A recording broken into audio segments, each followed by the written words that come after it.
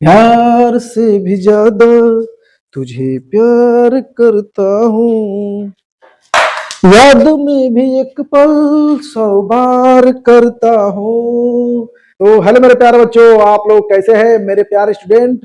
तो हमें उम्मीद होगा कि आप लोग बहुत अच्छे होंगे और इस उम्मीद के साथ हम लोग अपने प्लेटफॉर्म आरआरबी टेक 345 में आ चुके हैं और आप लोग भी आ चुके हैं। तो हमें उम्मीद है कि आप लोग मेरे चैनल पर बने रहेंगे और अगर वीडियो अच्छा लगे तो वीडियो को शेयर और सब्सक्राइब और बेल आइकन घंटी दबाना मत भूलिएगा। और ये हमारा ही चैनल नहीं है, आपका भी चैनल है, तो आप मेरे से जुड़िए। ठीक है, तो मैंने क्या पढ़ाया था, पत्ती पढ़ाया था। इसके पहले पत्ती ही पढ़ाया था, पत्ती के बाह्य संरचना पढ़ा दिए थे। अब हम पढ़ा रहे हैं पत्ती के आंतरिक संरचना। पत्ती क्या आंतरिक संरचना में हम लोग पढ़ेंगे एपिडर्मिस। क्या पढ़ेंगे? एपिडर्मिस के बारे में पढ़ेंगे, जिसमें हम लोग एपिडर्मिस जानेंगे कि एपिडर्मिस क्या होते हैं। जो इसके अंदर की बाह्य त्वचा होती है वो हम पढ़ेंगे, ठीक है ना। तो जो भी वीडियो डाला गया है आपको, देखिए जीव विज्ञान, सॉरी विज्ञान, जीव विज्ञान, जैव प्रक्रम, पोषण, आपको प्रकाश संश्लेषण, प्रकाश संश्लेषण, पत्ती। अब ये पत्ती की आंतरिक संरचना, इसी वीडियो में सभी लिंक आपको मिल जाएंगे। जितने बायोलॉजी को हम पढ़ाए हैं उतना सब लिंक आपको दे दिया जाएगा। तो आप मेरे चैनल पर जाइएगा, डिस्क्रिप्शन में कहा जाना है, याद रखिए डिस्क्रिप्शन में जाना है।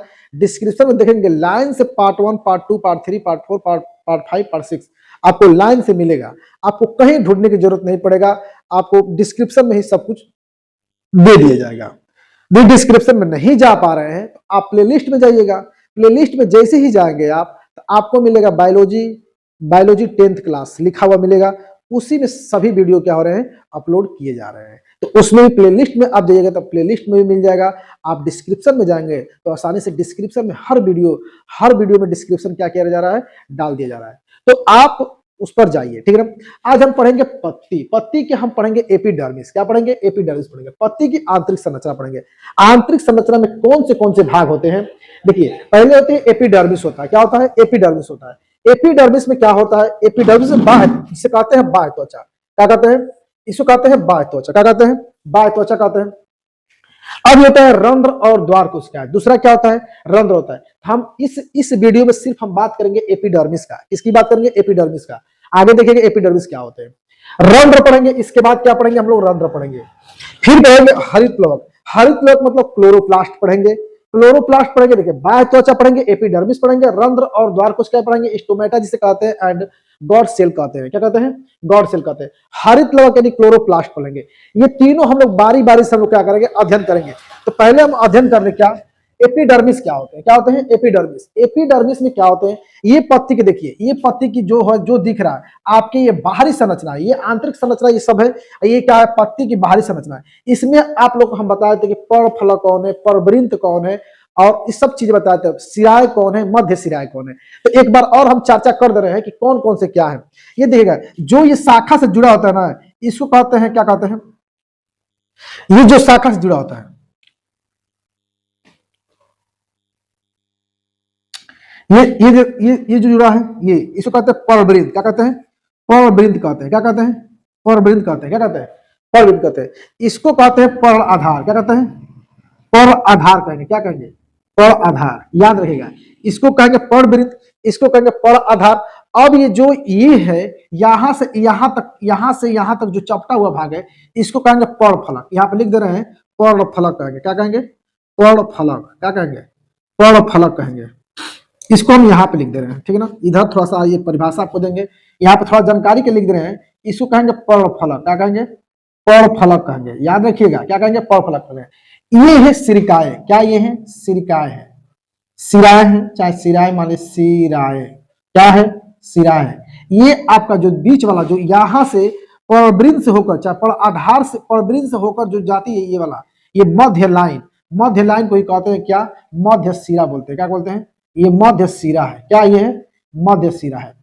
ये मध्य सिरा है। और ये क्या है? सिराय आपका है। ये जो छोटे छोटे इसी में रंध्र होते हैं। तो रंध्र आपको हम अगला नेक्स्ट वीडियो में आपको क्या करेंगे? पढ़ाएंगे। देखिए छोटा छोटा वीडियो आपको दे रहे हैं कि आसानी से आप एग्जाम में भी जाएंगे तो आसानी से वीडियो 15-15 मिनट का देख के फटाफट एग्जाम में चले जाएंगे। तो आपका क्वेश्चन क्या होगा? पेपरवा में लड़ जाएगा, और लड़ जाएगा तो आप आसानी से लिख लेंगे। यही चीज लिख देंगे ना तो आपको नंबर फुल मिल जाएगा। क्योंकि इस वीडियो से बहुत ज्यादा आपको बेनिफिट मिलने वाला है, ठीक है ना। तो ध्यान दीजिएगा, ये सिराय हो गया, मध्य सिरा हो गया, पर फलक हो गया, पर आधार हो गया, पर वृंत हो गया। ये आपको हम क्या किए, इस पिछले वाले वीडियो में हम क्या किए थे, बता चुके थे। तो अब हम जानेंगे क्या एपिडर्मिस क्या होता है, एपिडर्मिस क्या होते हैं वो हम जानेंगे, ठीक है ना। देखिए यह यहाँ पे थोड़ा सा लिख दे रहे हैं हम, यहाँ पे हम लिख रहे हैं थोड़ा रेड पेन से, रेड पेन कहाँ गए, रेड मार्कर, ठीक है। यहां पर लिख रहे हैं यह एक मोटी, देखिए यह एक मोटी परत वाली कोशिका होती है। क्या होती है, यानी कोशिका क्या होती है, कोशिका होती है। ये मोटी परत वाली क्या होती है, कोशिका होती है, जो ऊपरी या निचली, ऊपरी या निचली बाह्य त्वचा कहलाती है। क्या कहती है, बाह्य त्वचा कहलाती है, बाह्य त्वचा कहलाती है। ये परिभाषा रहा, क्या रहा, ये परिभाषा रहा, ठीक है ना। तो ये एक मोटी परत वाली, क्या ये एक, क्या जो पत्ती जो दिख रहा है आपको, पत्ती में क्या होगी, मोटी परत वाली कोशिका होंगी, जो इसके अंदर का जो मोटी परत वाली होगी, इसके अंदर का, इस पत्ती दिख रहा है तो पत्ती के अंदर जो मोटी परत वाली होगी, मोटी परत वाली कोशिका होंगी, देखिए दिखाई नहीं देगा, रंध्र दिखाई नहीं देगा, ये सब दिखाई नहीं देगा। हम सूक्ष्मदर्शी से देखेंगे तो हम क्या करेगा, इस पत्ती के अंदर दिखाई देगा एपिडर्मिस। तो जो बाह्य त्वचा कहलाती है, एक मोटी सी परत होती है, कोशिका जो होती है, कोशिका जो होती है मोटी परत होती है, और क्या होती है, अंदर होती है, आंतरिक संरचना पढ़ रहे हैं तो मोटी परत होती है, जिसे हम क्या कहते हैं, जिसे हम कहते हैं एपिडर्मिस। क्या कहते हैं, एपिडर्मिस कहते हैं। एपिडर्मिस में क्या होता है, देखिए ऊपरी निचली, वही से ऊपरी और निचली भाग को हम क्या कहते हैं, एपिडर्मिस कहते हैं। क्या कहते हैं, एपिडर्मिस। अब इसका हम क्या करेंगे, देखिए अब इसमें देखिए कुछ पत्तियों को नुकसान जैसे होता है, क्या होता है, पत्ती के जैसे मान लीजिए ये बाहरी पत्ती, बाहरी सतह को क्या करती है, ढकती है। इसका क्या काम है, ये एपिडर्मिस का काम क्या है, बाहरी सतह को क्या होता है, बाहरी सतह को क्या करता है, ढकता है। बाहरी जो सतह होंगे वो क्या करेगा, ढक लेगा, ठीक है ना। अब आते हैं तने फूल बीज को ढकती है। क्या कहते हैं, तने फूल बीज को क्या करती है, ढक लेती है, ठीक है ना। अब पानी के नुकसान से, पानी से नुकसान से बचाती है। इसमें होता है क्यूटिकल, क्या होता है, एक क्यूटिकल मोम की तरह होता है। किस तरह होता है, एक मोम की तरह होता है। जैसे ही नुकसान पानी होते हैं ना, जो पानी मतलब हानि पहुंचाने वाले पौधे को होते हैं, पत्तियों को होते हैं, तो उस पर से जैसे ही जल जाएगा ना तो क्या नीचे आ जाएगा। तो वो क्या होते हैं, पानी को नुकसान से रोकती है, पानी को क्या होती है, नुकसान से रोकती है। जैसे मान लीजिए कि वाष्प उत्सर्जन कर रही है, मान लीजिए वाष्प उत्सर्जन हो रहे हैं, तो उसके मान लीजिए कि आ रहे पानी, ये पत्ती है, तो पत्ती जो है गैसों का आदान प्रदान करती है। तो मान लीजिए जल अगर आएगा, अगर जल नुकसान वाला होगा तो इसको क्या करेगी, बाहर गिरा देगी, क्या करेगी, हटा देगी, नियंत्रित करेगी, रोकेगा यानी कि सुरक्षात्मक करेगा। ये क्या करेगा, सुरक्षा करेगा। पत्तियों से बहुत सी सुरक्षात्मक है, ठीक है ना। तो गैसों के आदान प्रदान से क्या करती है, ये गैसों के आदान प्रदान भी क्या करती है, नियंत्रित करती है। मान लीजिए जो गैस क्या होता है, नियंत्रित कर देती है। तो मान लीजिए जो गैस क्या होते हैं, विषैली गैस होते हैं, तो उसको भी क्या करते हैं, नियंत्रित कर देती है। ज्यादा क्या करती है, नियंत्रित करती है।